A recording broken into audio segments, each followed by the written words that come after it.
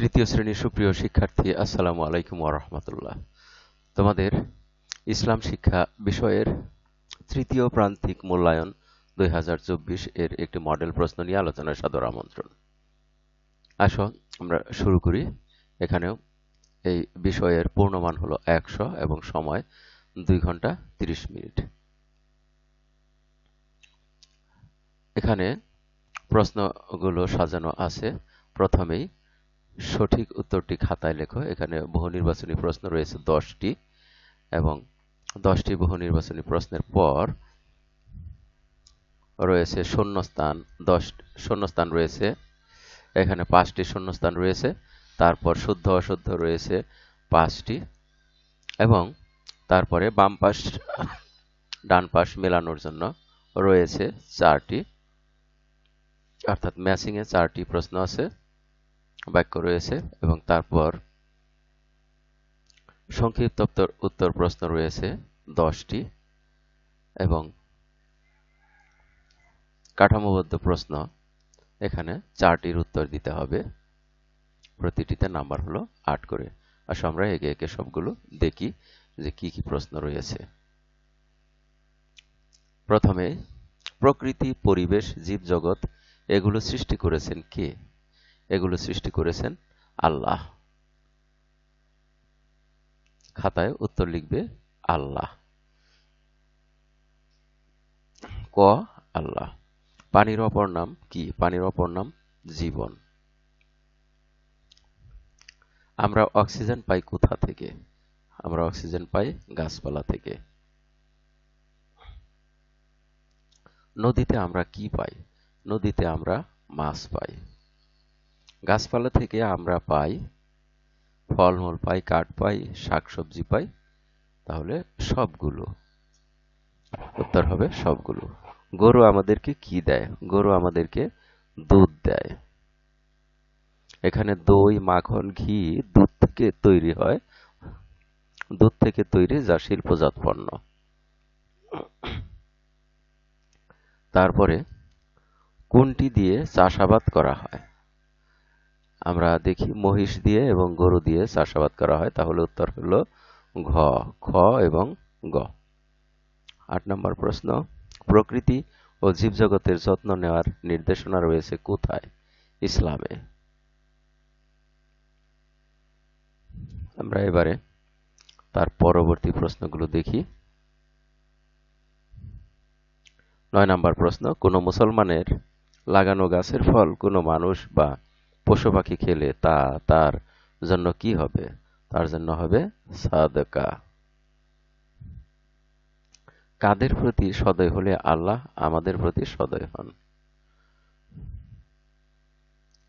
এখানে মানুষ, জীবজন্তু, পশু পাখি আসলে সৃষ্টির প্রতি, অর্থাৎ আল্লাহর সৃষ্টির সবকিছুর প্রতি যদি আমরা সদয় হই তাহলে আল্লাহ আমাদের প্রতি সদয় হন। সঠিক শব্দ দিয়ে শূন্যস্থান পূরণ করো, যে কোনো 10টি। এখানে যদিও একটু ভুল আছে, আসলে এখানে 5টি। এর উত্তর দিতে হবে হালিমার গোত্রের নাম। হালিমার গোত্রের নাম দেখো, বনু সাদ। বনু সাদ।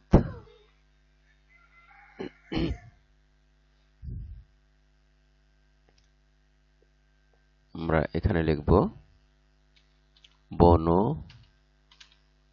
সাদ।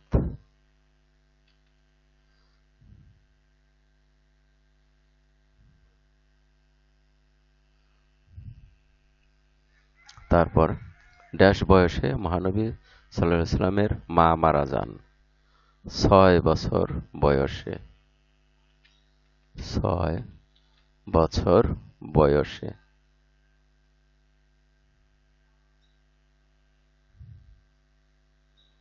মহানবী সাল্লাল্লাহু আলাইহি সাল্লামের ছেলেরা সবাই ড্যাশ ইন্তেকাল করেন? মহানবী সাল্লাল্লাহু আলাইহি সাল্লামের ছেলেরা সবাই শিশুকালেই ইন্তেকাল করেন, শৈশবেই ইন্তেকাল করেন।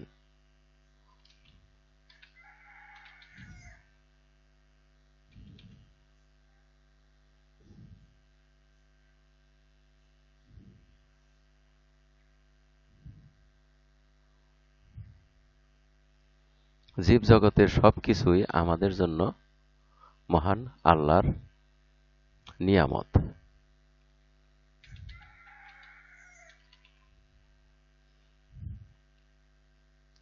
সূর্যের আলো ও তাপ না থাকলে পৃথিবী অন্ধকার ও বরফ হয়ে যেত।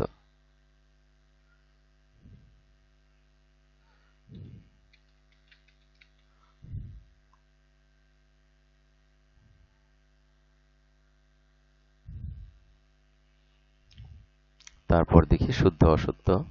আনসার অর্থ সাহায্যকারী, এটা শুদ্ধ।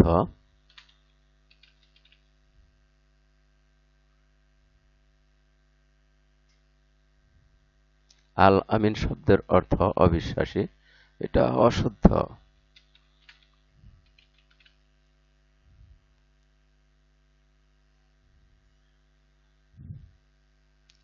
মহানবী সাল্লাল্লাহু আলাইহি ওয়াসাল্লাম 576 খ্রিস্টাব্দে মদিনায় হিজরত করেন, এটিও অশুদ্ধ।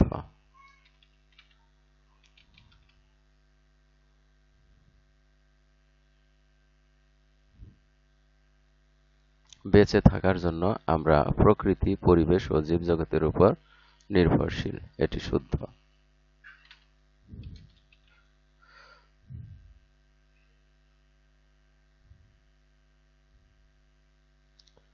কাঠ যানবাহন হিসেবে ব্যবহৃত হয়, এটি অশুদ্ধ।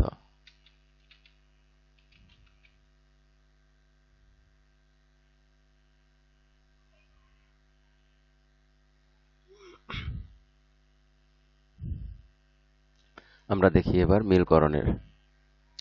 হযরত মুহাম্মদ সাল্লাল্লাহু আলাইহি সাল্লাম কুরাইশ বংশে জন্মগ্রহণ করেন। আমরা এটার সাথে এটা মিল করব।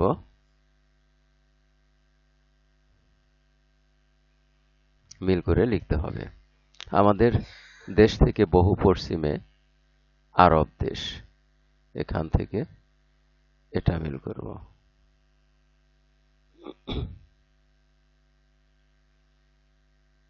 আরব দেশের একটি প্রসিদ্ধ শহর মক্কা মুআজ্জামা, ওটা থেকে এই অংশটা মিল করতে হবে। মহানবী সাল্লাল্লাহু আলাইহি সাল্লামের দুধ মাতার নাম বনু সাদ গোত্রের হালিমা, এখান থেকে এই অংশটা মিলিয়ে খাতায় লিখতে হবে। তাহলে আমরা যেভাবে লিখব একটি আমরা এখানে করি, অর্থাৎ পরীক্ষার খাতায় যেভাবে লিখতে হবে। হযরত মুহাম্মদ সাল্লাল্লাহু আলাইহি সাল্লাম, তারপরে একটু হাইফেন দিয়ে লিখব কুরাইশ বংশে জন্মগ্রহণ করেন।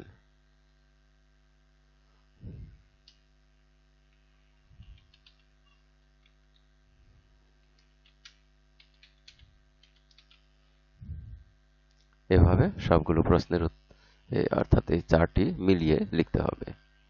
আসো আমরা তারপরে দেখি আর কি প্রশ্ন রয়েছে।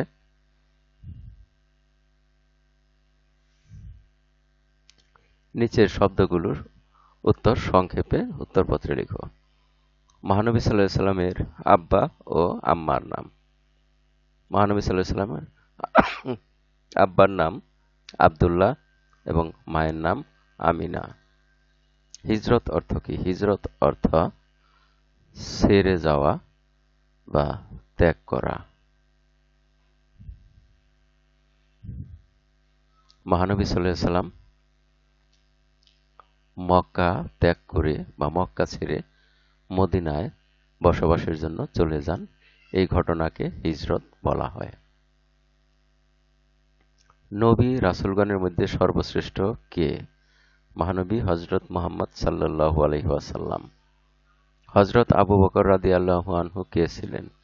হযরত আবু বকর রাদিয়াল্লাহু আনহু ছিলেন ইসলামের প্রথম খলিফা। কৃতদাসকে মুক্তি দিলে কি হয়? প্রশ্নটা দেখে উত্তরটা জেনে নেবে। জড় জগৎ ও জীব জগৎ কিসের উপাদান? এটা পরিবেশের উপাদান। এটা তোমরা ভালোভাবে বই দেখে উত্তরটা জেনে নেবে। কাদের উপকারের জন্য মহান আল্লাহ পাহাড়, সমুদ্র, পর্বত, সমুদ্র ইত্যাদি সৃষ্টি করেছেন? মানুষের। এটাও তোমরা ভালোভাবে পড়ে নেবে। আমরা যে আলো দেখি তা কোথা থেকে আসে? সূর্য থেকে আসে। এটাও তোমরা ভালোভাবে এই অধ্যায়টি, শেষের অধ্যায় এটি ভালোভাবে পড়ে নেবে। শীতের মৌসুমে রোদ না থাকলে সবকিছু কেমন হয়ে যায়? শীতের মৌসুমে রোদ না থাকলে সবকিছু বরফ, শীতল হয়ে যায়। নদীপথে আমরা কি করি? নদীপথে আমরা নৌযানে করে যাতায়াত করি, অর্থাৎ নৌকায় করে, লঞ্চে, স্টিমারে করে যাতায়াত করি। এবারে দেখি কাঠামোবদ্ধ কিছু প্রশ্ন রয়েছে।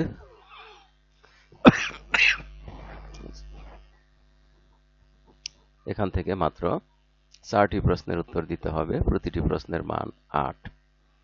মহানবী সাল্লাল্লাহু আলাইহি সাল্লাম এর জন্মের সময় আরব দেশের লোকেরা কেমন ছিল? দ্বিতীয় প্রশ্ন, মহানবী সাল্লাল্লাহু আলাইহি সাল্লাম হাজরে আসওয়াদ কাবার দেয়ালে কিভাবে স্থাপন করেন?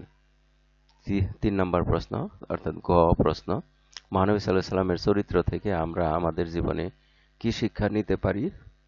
5টি উপায় লেখ। ঘ, কিভাবে আমরা আমাদের পরিবেশ পরিষ্কার রাখব? ও, সর্বশেষ নবীর নাম কি? তিনি কোন বংশে জন্মগ্রহণ করেন? তার চরিত্র কেমন ছিল? চ, আমরা কেন প্রকৃতির যত্ন নেব? সূর্য আমাদের কি উপকার করে? ছ, আমরা কিভাবে প্রকৃতি ও জীবজগতের উপর নির্ভরশীল? আমরা এক্ষেত্রে শেষের 2টি অধ্যায় ভালোভাবে পড়া থাকলে এই সবগুলো প্রশ্নের উত্তর তোমরা দিতে পারবে। আর এর মধ্যে দিয়ে আমরা এই পাঠের শেষ প্রান্তে এসে পড়েছি। এতক্ষণ ধৈর্য সহকারে সম্পূর্ণ ভিডিও দেখার জন্য তোমাদের সবাইকে জানাই অনেক অনেক ধন্যবাদ। সেই সাথে পরবর্তী ভিডিও দেখার আমন্ত্রণ রইল। Thank you very much for watching and keep watching for the next video. আসসালামু আলাইকুম ওয়া রাহমাতুল্লাহ।